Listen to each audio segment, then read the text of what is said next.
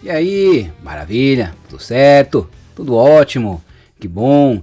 Vamos começar o estudo do livro Educação Física, Raízes Europeias e Brasil, de Carmen Lúcia Soares, quinta edição revisada, publicado pela editora Autores Associados.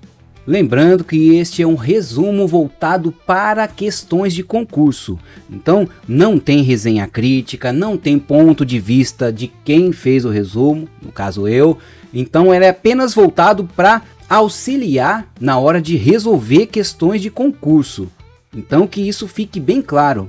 E outra coisa, a autora é esquerdista. Se o livro está no edital, isso quer dizer que nós temos que estudá-lo, independentemente de quem escreveu.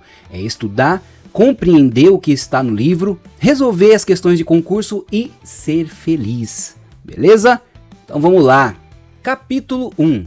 As bases políticas, econômicas e sociais da educação física. 1. A ciência e a construção do homem novo necessário ao capital. Homem produtivo, homem biológico. O século XIX foi um período crucial para o desenvolvimento da educação física, que emergiu em resposta às transformações sociais, políticas e econômicas decorrentes da consolidação do Estado burguês na Europa, especialmente na França. Com a ascensão da burguesia como classe dominante, surgiram novas necessidades relacionadas ao controle e à formação do indivíduo, moldando-o para ser apto a sustentar a nova ordem capitalista. A educação física, nesse contexto, tornou-se uma ferramenta essencial na construção do homem novo, alguém que pudesse não apenas suportar, mas prosperar sob as demandas dessa sociedade emergente. A burguesia, ao consolidar seu poder, reconheceu a inevitabilidade do conflito com a classe operária, seu oponente histórico. Para manter sua hegemonia, investiu na formação de um indivíduo que fosse robusto, tanto física quanto mentalmente, adequado à nova estrutura social. Nesse sentido, a educação física foi introduzida como uma disciplina integral, atuando em todas as esferas da vida, no campo, na fábrica, na família e na escola. Ela não era apenas uma prática voltada para o bem-estar físico, mas também um mecanismo de disciplinarização e controle, inserido em um discurso que promovia a saúde como um valor moral e social.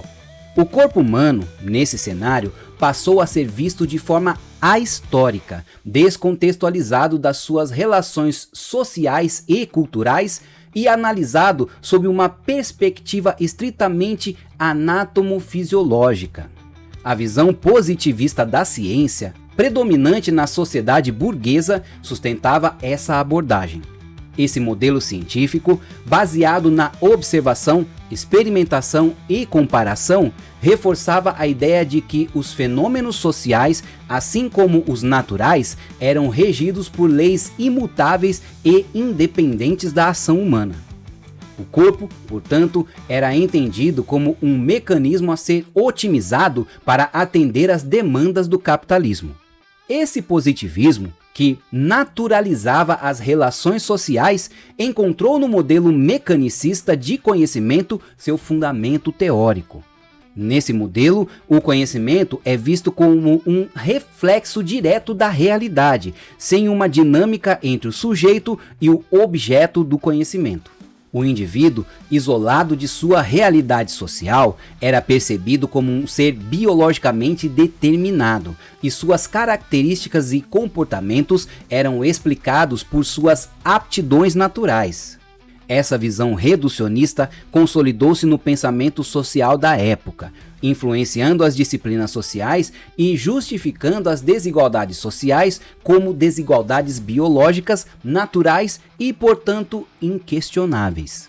A nova sociedade burguesa, que se apresentava como igualitária, fraterna e livre, na prática reforçava e exacerbava as desigualdades. O progresso industrial, embora tenha gerado enormes riquezas, também resultou em uma miséria generalizada e em condições de vida degradantes para grande parte da população, especialmente a classe operária. A urbanização rápida e desordenada, impulsionada pela Revolução Industrial, levou ao surgimento de áreas urbanas superlotadas e insalubres, onde as condições de vida eram precárias. As grandes epidemias que assolaram a Europa no início do século XIX, como a cólera e o tifo, foram reflexo direto dessa deterioração urbana. A resposta da burguesia a essa crise social incluiu a moralização sanitária e a reorganização do espaço urbano, com o objetivo de disciplinar e domesticar as classes populares. A educação física foi integrada a esse projeto, sendo vista como um meio de promover a higiene social e a moralização dos hábitos. Acreditava-se que a imoralidade e os vícios das classes mais pobres, como o alcoolismo e a prostituição, eram responsáveis por sua condição de vida precária. Portanto, a educação física, ao lado de outras medidas higiênicas e educativas, era considerada crucial para transformar esses indivíduos em cidadãos moralmente saudáveis e fisicamente aptos a contribuir para a sociedade capitalista. Assim, a educação física no século XIX não pode ser vista apenas como uma prática de bem-estar físico, mas como uma manifestação concreta das exigências do capitalismo industrial. Ela funcionava como uma ferramenta de controle social, disciplinando os corpos e as mentes para que se ajustassem às novas normas e expectativas da sociedade burguesa. A disciplina não apenas promovia a saúde física, mas também contribuía para a manutenção da ordem social e para a legitimação das desigualdades inerentes ao sistema capitalista. Neste contexto, a educação física tornou-se um elemento central na estratégia da burguesia para consolidar seu poder e perpetuar sua ideologia. Ela não apenas ajudava a moldar o corpo do trabalhador, tornando-o mais eficiente e produtivo, mas também reforçava os valores e normas da nova ordem social, contribuindo para a construção de um novo tipo de indivíduo, saudável, disciplinado e, acima de tudo, submisso às exigências do capital. A ascensão do movimento operário acontece e é impulsionada pela crescente consciência e ambição de classe entre as massas trabalhadoras em 1848. Esse despertar coletivo ameaçou os privilégios da burguesia, que, em resposta, fortaleceu seu aparato ideológico e científico. Buscando legitimar a miséria e as desigualdades sociais como parte das leis naturais do capital, a burguesia adotou explicações científicas que enfatizavam aspectos hereditários e genéticos. Esse discurso foi instrumental para justificar e perpetuar a ordem social estabelecida. O positivismo, com seu enfoque na hierarquia e na ordem natural, tornou-se a ideologia predominante da época. Para pensadores como Augusto Comte, a sociedade deveria ser organizada de forma hierárquica, onde cada indivíduo ocupava seu devido lugar conforme suas aptidões naturais. A ciência, especialmente através de metáforas organicistas, foi utilizada para comparar a sociedade a um organismo vivo, onde as crises e revoltas eram vistas como doenças a serem curadas, mantendo a ordem social vigente. A educação física, nesse contexto, emergiu como uma ferramenta de disciplinarização social, promovendo valores de hierarquia, ordem e esforço individual. Subordinada à visão biologizada da sociedade, ela serviu para ajustar comportamentos e atitudes para preservar a estrutura social, apoiando-se em teorias científicas que naturalizavam as desigualdades. Essas teorias, como a eugenia, fundamentaram-se na crença de que as diferenças sociais e raciais eram inatas e imutáveis, justificando a dominação da burguesia.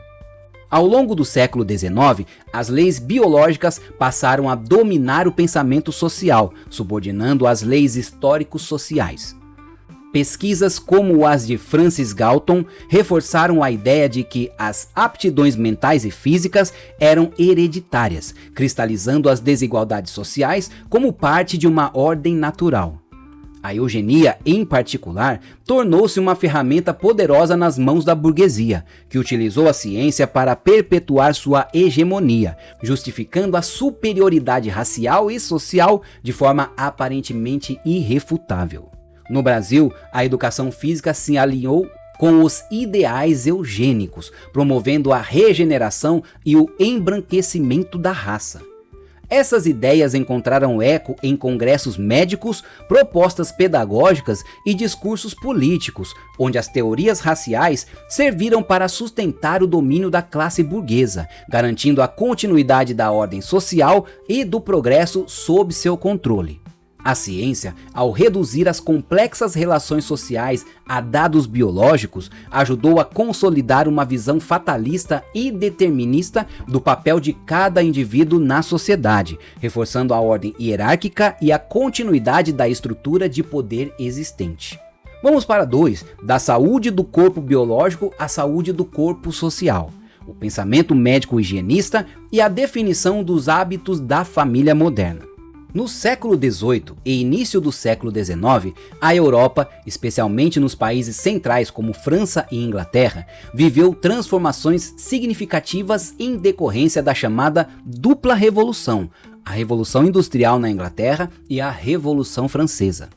Durante esse período, políticas de saúde foram desenvolvidas com o intuito de controlar as populações urbanas crescentes, tratando tanto o corpo individual quanto o corpo social como objetos passíveis de medição, classificação e controle. Essas práticas estavam impregnadas de abordagem positivista e científica que visava a neutralidade e a objetividade. O corpo humano, nesse contexto, foi gradualmente transformado em uma mercadoria, uma unidade produtiva essencial para a engrenagem da indústria capitalista.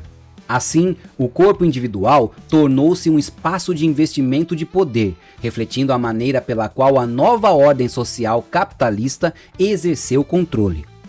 Esse controle se manifestava de forma explícita, como aponta Michel Foucault, principalmente através do corpo, onde a sociedade capitalista investiu antes de qualquer outra coisa.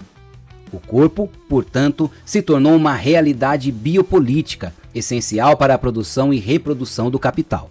A medicina, emergindo como uma técnica geral de saúde dentro da crescente maquinaria estatal, adquiriu um papel cada vez mais significativo.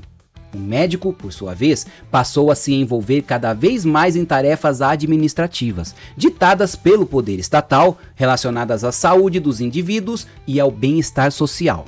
Esse processo levou à formação de um saber médico administrativo, onde o médico assumiu o papel de conselheiro e perito na observação e correção do corpo social, mantendo-o em um estado constante de saúde. Apesar de a medicina ter contribuído para a curva de doenças e controle de epidemias, prolongando a vida útil dos indivíduos, ela também se tornou um mecanismo de controle por parte do Estado, transformando-se em um poder disciplinar utilizado para a manutenção da ordem burguesa.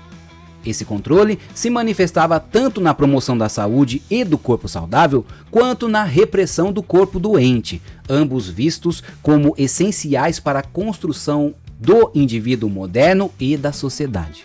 A concepção do corpo doente, segundo Madeu Telus, ajudou a constituir o indivíduo moderno como objeto de ordenação da racionalidade social. A medicina, ao elaborar discursos e práticas que categorizavam o paciente como um desvio da normalidade, contribuiu para a construção do sujeito individual dentro da nova ordem social. A ciência médica, apesar de sua diversidade interna, apresentou diferentes abordagens sobre doença, saúde e cura, refletindo diferentes formas de intervenção no corpo social e biológico.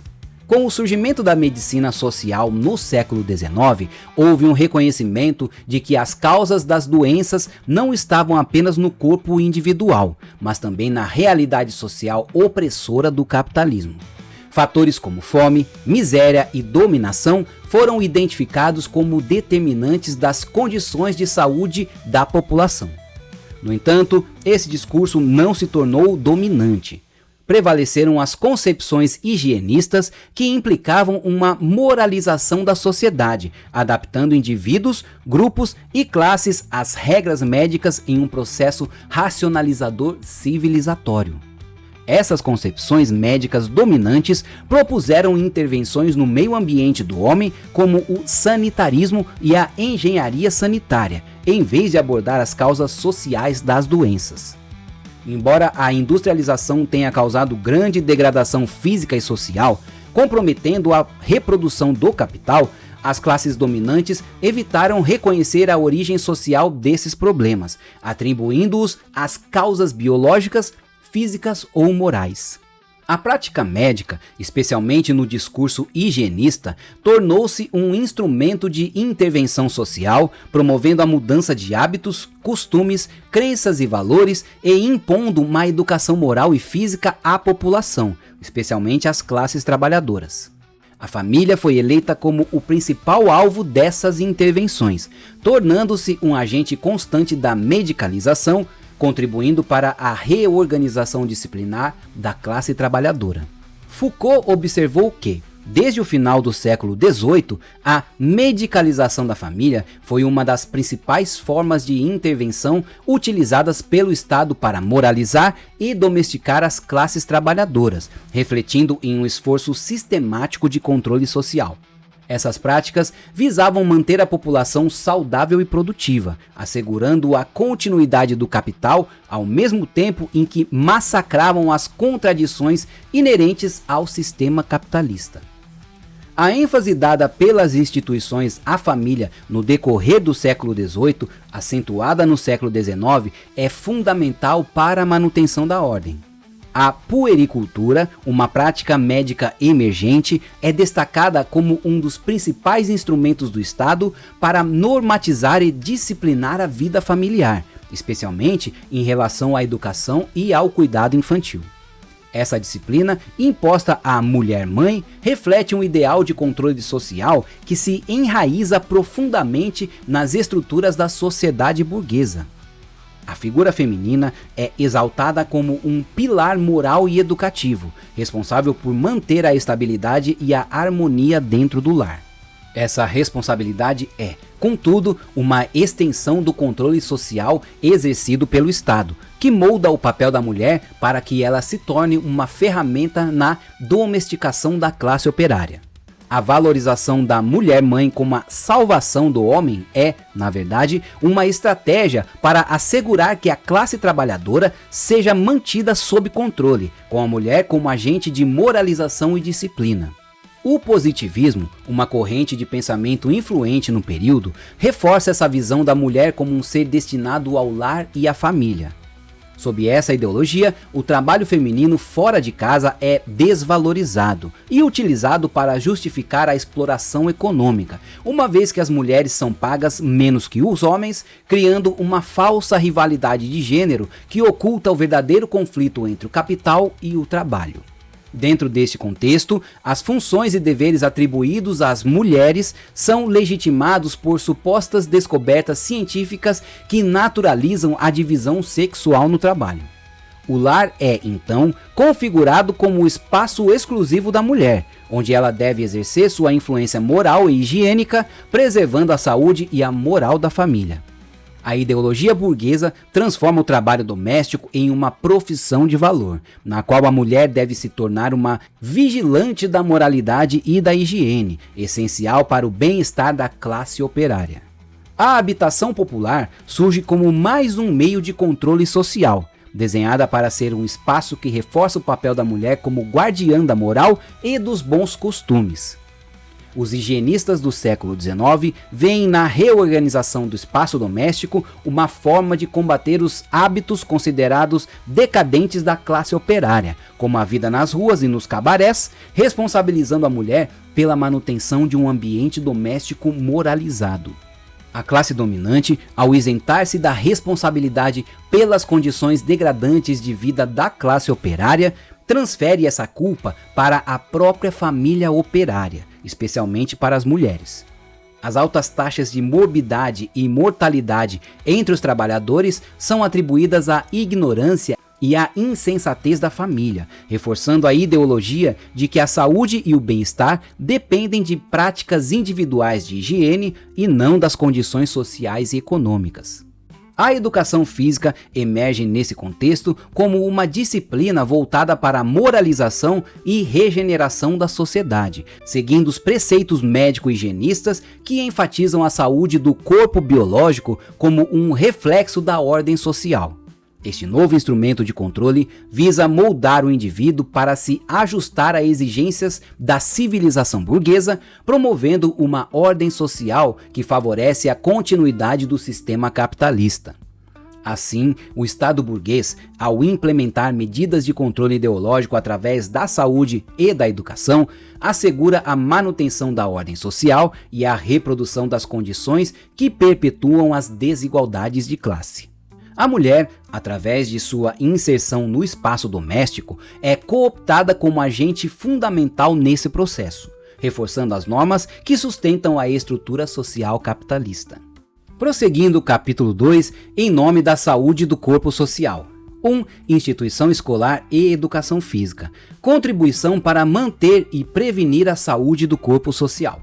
No segundo quarto do século XIX, a burguesia europeia, especialmente nos países mais desenvolvidos pela Revolução Industrial, começou a entender a importância do corpo físico dos trabalhadores para a prosperidade econômica.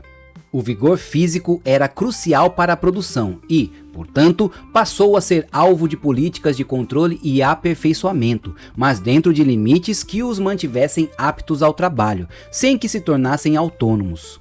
Assim, o corpo do trabalhador era tratado como mais um instrumento produtivo, que precisava ser disciplinado desde cedo para cumprir seu papel na manutenção do capital.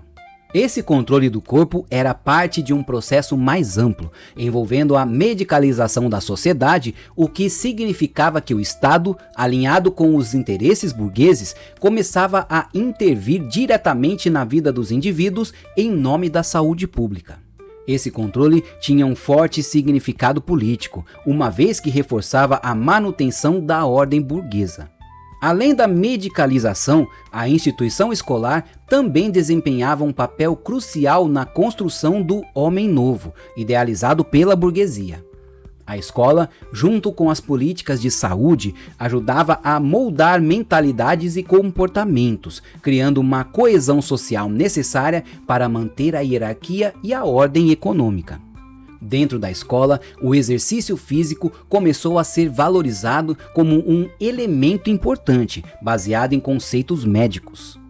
O corpo era tratado como um organismo biológico, sem ligação com as condições sociais que determinavam o lugar de cada indivíduo na produção. A educação escolar, dessa forma, não era um fenômeno acidental, mas parte de uma estratégia deliberada das classes dominantes para criar uma mentalidade que favorecesse a aceitação da nova ordem social e econômica.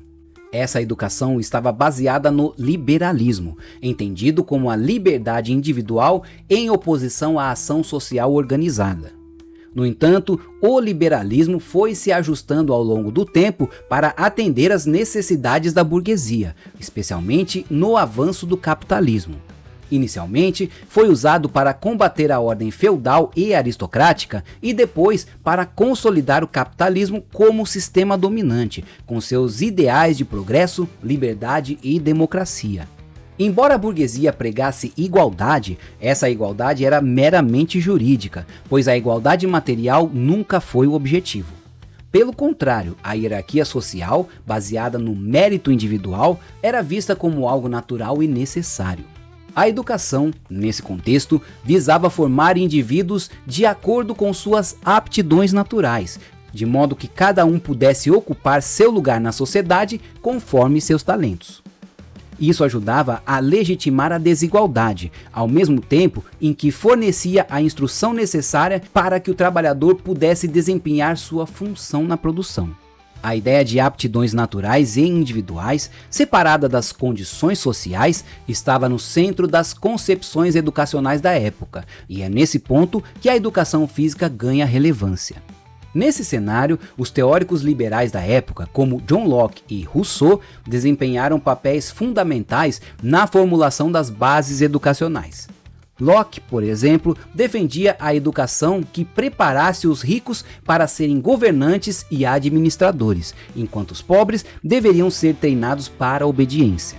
Para ele, o corpo físico também era importante, pois deveria ser cuidado e disciplinado para servir a sociedade.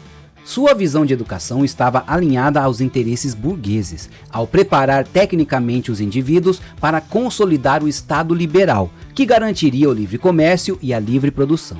Rousseau, por sua vez, também defendia uma educação para a elite, voltada para o desenvolvimento das aptidões naturais do indivíduo. No entanto, diferentemente de Locke, Rousseau enfatizava mais o aspecto natural da criança e a importância de respeitar seus impulsos e sentimentos no processo educacional. Ele rejeitava o excesso de livros e o ensino especulativo, defendendo uma educação prática com contato com a natureza e a prática de exercícios físicos. Os princípios político-democráticos formulados por Rousseau influenciaram significativamente na educação e na educação física, enfatizando sua visão do homem como um ser total e universal, livre e pleno, especialmente expresso na obra Emílio.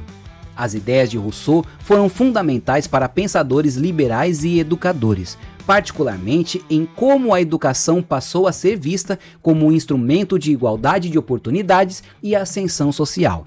Na França revolucionária, a educação tornou-se central para a construção de uma nova sociedade. Condorcet, um dos principais teóricos desse período, propôs a criação de um sistema público, gratuito e laico de educação, que visava proporcionar oportunidades iguais para todos, de acordo com seus talentos e habilidades. Contudo, mesmo com essa proposta de democratização do ensino, o acesso à educação ainda era limitado às classes mais altas e médias, enquanto as crianças das classes populares eram obrigadas a trabalhar. Lepelletier, outro pensador liberal da época, também enfatizou a importância da educação física como parte do desenvolvimento moral e físico dos cidadãos. Ele acreditava que a educação nacional deveria incluir exercícios físicos para fortalecer o corpo, endurecer as crianças contra o cansaço e prepará-las para a nova ordem social.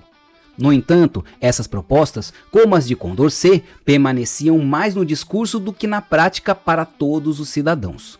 Na Alemanha, Basedow, inspirado pelas ideias de Rousseau, criou o Philanthropium, uma escola que incluía a ginástica no currículo, além de outras atividades recreativas e manuais. Embora Basedow desejava uma educação democrática, suas propostas refletiam uma divisão de classes com diferentes escolas para os pobres e ricos, onde as crianças das classes populares recebiam uma educação inferior centrada em trabalhos manuais. Esses nomes estrangeiros aí estão complicando a vida, hein? Pestalozzi, outro pedagogo influenciado por Rousseau, também incluiu a ginástica em seus currículos, mas, assim como Basedow, acreditava que cada classe social deveria ser educada de acordo com sua posição na sociedade.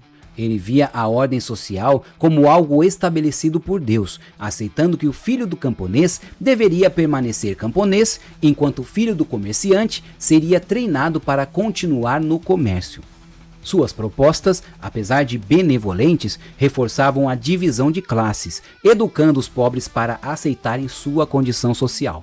Enfim, as propostas pedagógicas liberais, embora buscassem um ideal de igualdade, acabavam refletindo e perpetuando as contradições de classe e poder na sociedade. A burguesia, apesar de seus discursos revolucionários, adaptava suas ideias para manter sua posição de poder diante do surgimento de novas forças sociais, como o proletariado. Vamos para 2, o espaço da educação física na educação.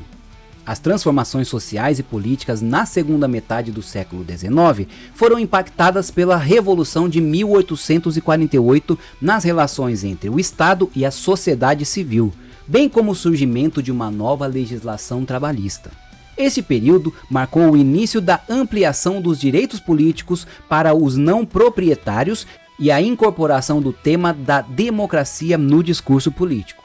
O direito à organização sindical e a necessidade de instrução passaram a ser questões centrais, uma vez que o avanço tecnocientífico exigia novas formas de qualificação da força de trabalho nas indústrias e no comércio. A burguesia, que se tornou contra-revolucionária após a Comuna de Paris, percebeu a importância da instrução, mas fez questão de mantê-la seletiva. Assim, criou um sistema educacional que reforçava a divisão entre o trabalho intelectual e manual. Para as massas, era destinada uma educação elementar que limitava o acesso ao saber. Para os técnicos, uma formação superior. E para seus filhos, uma educação de elite, descolada das questões práticas do trabalho. Esse modelo visava manter os privilégios da classe dominante, enquanto propagava a ideia do trabalho como uma virtude fundamental. Porém, a instrução para os trabalhadores era dosada cuidadosamente para não gerar uma ameaça à ordem estabelecida, evitando que se tornassem independentes demais. A exploração do operário, fundamental para a acumulação de capital, passou a ser vista com mais cautela. A burguesia começou a defender a reorganização da família operária que ela mesma havia desestruturado, além de proteger os direitos da infância com leis que, na prática, eram pouco aplicadas. O discurso burguês focava em regenerar o trabalhador fisicamente sem alterar substancialmente suas condições de vida e trabalho. Neste contexto, a extensão da escolarização primária se tornou um dos mecanismos para controlar o pensamento e as ações sociais, enquanto o exercício físico, inserido no currículo escolar, ganhava destaque como forma de educar o corpo. Ainda vale destacar que o exercício físico, denominado ginástica, foi incorporado à educação como um componente essencial da formação do indivíduo, mas com um enfoque utilitário e conservador. A educação física foi influenciada por um olhar científico, principalmente das ciências biológicas, que tratava o corpo humano como um instrumento de produção. Embora esse conhecimento tenha contribuído para desvendar as causas das doenças e sistematizar cuidados com o corpo, ele também limitou a compreensão do homem como um ser social. As práticas sociais e os sujeitos passaram a ser vistos sob uma ótica biológica, o que culminou em teorias raciais absurdas. A educação física, nesse contexto, foi construída com base em um conceito anatomofisiológico do corpo e dos movimentos, orientada pelas ciências biológicas e pela moral burguesa. Seu objetivo era regenerar a raça, fortalecer a moralidade e defender a pátria, refletindo o projeto burguês de higienização da sociedade.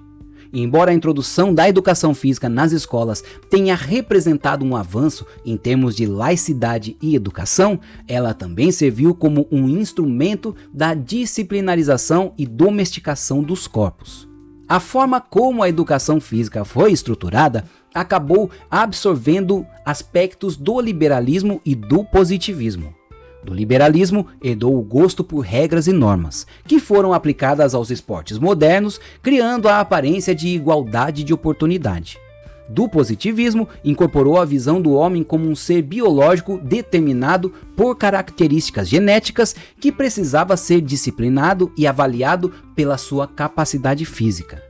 Essa abordagem tornou a educação física um instrumento de controle social, voltado para a domesticação dos corpos e a promoção de um modelo de saúde que, na verdade, estava a serviço da manutenção da ordem capitalista. A sistematização da educação física no século XIX, promovida como um bem universal, mascarava a realidade de que o exercício físico, por si só, não era suficiente para garantir saúde. A saúde era resultado de um conjunto de fatores, incluindo as condições de vida dos trabalhadores, que eram explorados em jornadas exaustivas nas fábricas. O exercício físico foi então apresentado como uma solução para os males da sociedade industrial, servindo como um remédio para os problemas causados pela exploração do trabalho. Por fim, vemos que a educação física, construída de forma autônoma em relação às dinâmicas sociais, se tornou uma prática neutra, desvinculada das questões históricas e sociais que moldam o corpo. O corpo, entendido como instrumento de trabalho, adquiriu seu significado dentro da estrutura capitalista de produção, sendo disciplinado para atender às demandas do capital. A ideia de que o exercício físico poderia resolver os problemas sociais e de saúde era ilusória, pois a verdadeira solução passava pela transformação das condições de trabalho e de vida dos trabalhadores, o que não era abordado pelos discursos dominantes da época. Dessa forma, entendemos que a educação física foi instrumentalizada para servir aos interesses da classe dominante, consolidando a exploração dos trabalhadores e reforçando a ordem social e econômica estabelecidas. Continuando, 3. As escolas de ginástica, saúde, disciplina e civismo. O surgimento dos métodos ginásticos na Europa, a partir de 1800, representou uma forma sistemática de organizar exercícios físicos com propósitos específicos, influenciando profundamente a sociedade burguesa da época. Esses métodos foram desenvolvidos em 4 países principais: Alemanha, Suécia, França e Inglaterra, cada um com características distintas. Enquanto na Alemanha e na Suécia o foco estava na ginástica como ferramenta de saúde, disciplina e regeneração física e moral, na Inglaterra o esporte ganhou maior destaque. Essas práticas seriam eventualmente transplantadas para outras partes do mundo, incluindo o Brasil. A ginástica adquiriu um caráter científico, com forte vinculação à medicina, sendo vista como um meio eficaz de corrigir problemas posturais e promover a saúde, sem necessariamente mudar as condições de vida dos trabalhadores. Além do caráter médico, a ginástica também assumiu uma função disciplinar, essencial para a nova sociedade industrial.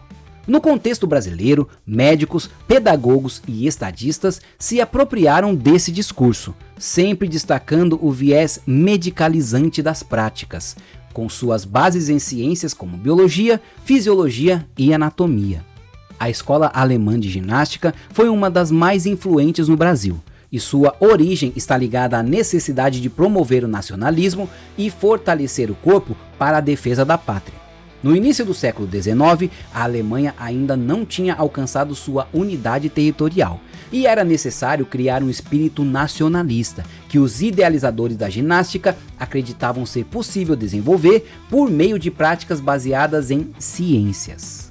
Gutsmuth, um dos pioneiros da ginástica alemã, defendia que as práticas deveriam ser calculadas de acordo com as necessidades fisiológicas de cada indivíduo, com ênfase em uma abordagem científica e sistemática. Friedrich Ludwig Jahn, outro importante nome da ginástica alemã, ampliou o caráter militar e cívico dessas práticas. Ele acreditava que, para formar o homem total, era necessário estimular atividades como jogos e lutas, com especial atenção ao desenvolvimento de corpos fortes e ágeis para a defesa da nação. Seu movimento de ginástica, o Turnen, ganhou grande apoio entre as elites dirigentes, consolidando o caráter patriótico e disciplinar da ginástica. Esse movimento promoveu grandes encontros e festivais de ginástica, além de criar uma forma de instrução física militar destinada às massas. Adolf Spiess, por sua vez, dedicou-se à ginástica escolar, defendendo que o exercício físico deveria ser uma parte fundamental da educação, ocupando uma porção do dia das crianças. Embora seu sistema fosse bastante funcional e mecânico, a historiografia da educação física atribui a ele valores pedagógicos importantes, já que ele defendia a ideia de que a ginástica equilibrava o corpo e a alma das crianças, integrando o desenvolvimento físico com o espiritual.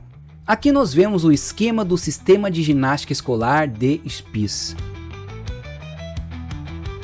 O movimento ginástico na Alemanha, de maneira geral, esteve sempre associado ao fortalecimento do nacionalismo e, com o passar dos anos, adquiriu também um viés ultranacionalista e racista.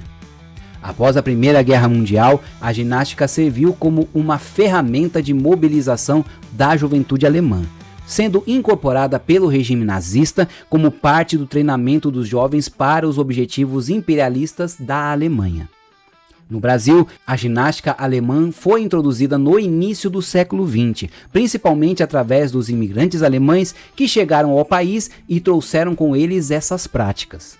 Além disso, soldados prussianos que participaram da Guerra Imperial e optaram por permanecer no Brasil contribuíram para a disseminação dessas atividades.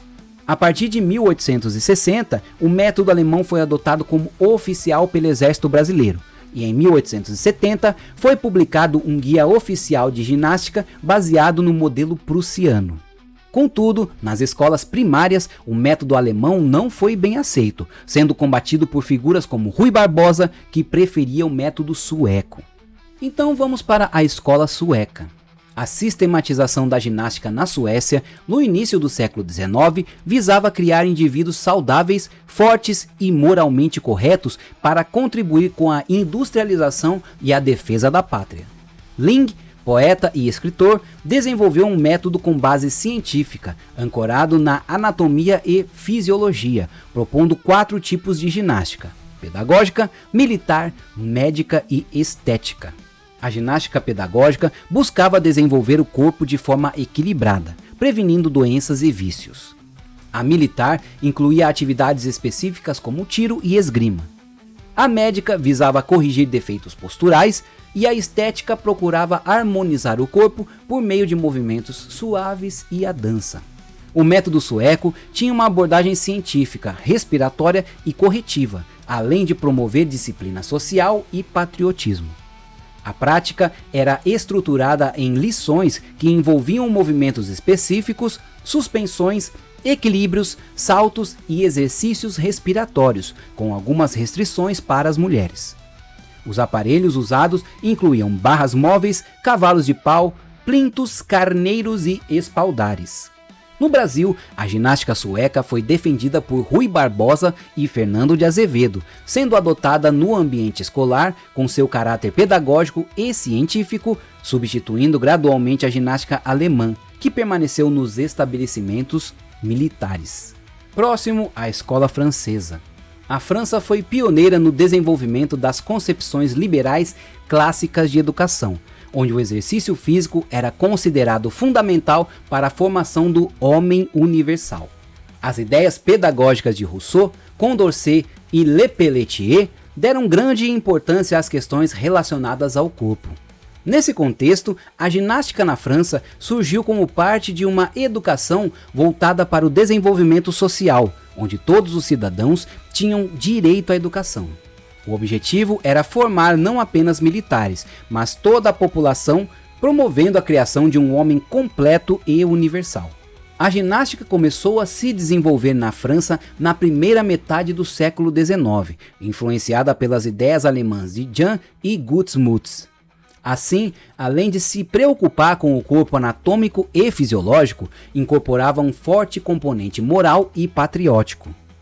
O fundador da ginástica na França, Francisco de Amorós e Ordeanho, idealizou uma prática que abrangeria, abre aspas, a prática de todos os exercícios que tornam o homem mais corajoso, inteligente, sensível, forte e ágil, apto a resistir às adversidades da vida, superar obstáculos e servir ao Estado e à humanidade. Fecha aspas.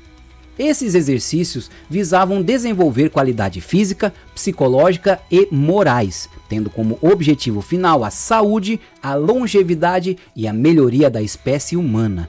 Tudo isso sem alterar a ordem política, econômica ou social. A ginástica foi vista como um remédio capaz de fortalecer tanto o indivíduo quanto o Estado. No século XIX, preocupações com a fraqueza física da população eram reais, especialmente no que se referia ao alistamento militar. A França enfrentou dificuldades para recrutar soldados adequados, a ponto de reduzir os requisitos de altura. A ginástica, nesse contexto, foi amplamente incentivada como uma solução para melhorar a saúde e a força dos cidadãos, tanto para o serviço militar quanto para o trabalho industrial.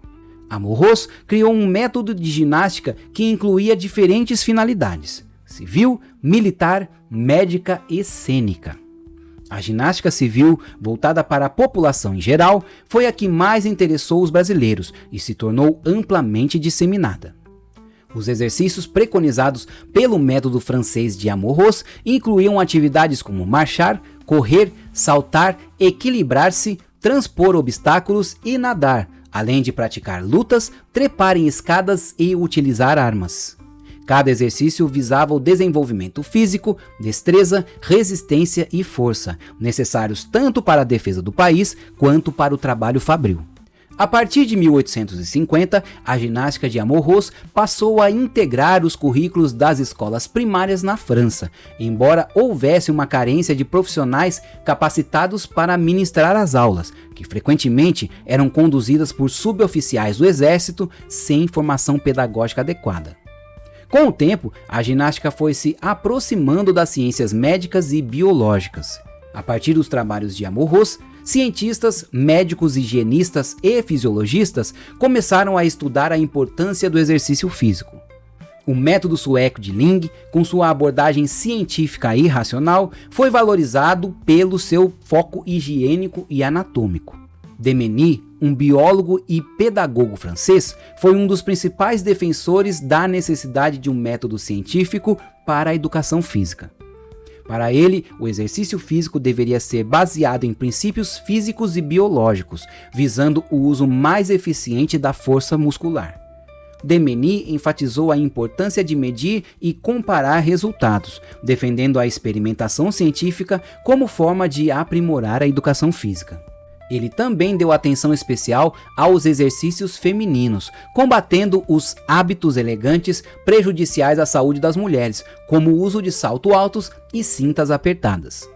No Brasil, intelectuais como Rui Barbosa e Fernando de Azevedo também defendiam os benefícios higiênicos dos exercícios físicos para as mulheres. Apesar das inovações de Demenny, seu método continuava focado no fortalecimento individual, desconsiderando as relações sociais e mantendo-se alinhado aos valores burgueses como a disciplina e a ordem. Esses métodos de ginástica, seja na forma analítica ou sintética, atendiam aos interesses da classe burguesa, destacando o indivíduo natural e biológico separado das dinâmicas sociais. No Brasil, a ginástica francesa foi oficialmente implementada em 1921 e seu método passou a ser amplamente utilizado, especialmente no ensino militar e nas escolas. No entanto, a adoção de um sistema estrangeiro não ocorreu sem críticas, com educadores brasileiros questionando a adequação desse método para a realidade social. Vamos para o capítulo 3, a educação física no Brasil. Saúde, higiene, raça e moral. Construindo um Brasil novo, a educação física como instrumento da ordem. Mas nós não vamos fazer isso agora. Vamos dar uma pausa, recuperar as energias e depois nós voltamos para continuar o estudo do livro Educação Física, Raízes Europeias e Brasil, de Carmen Lúcia Soares. Beleza? Valeu e até o próximo estudo!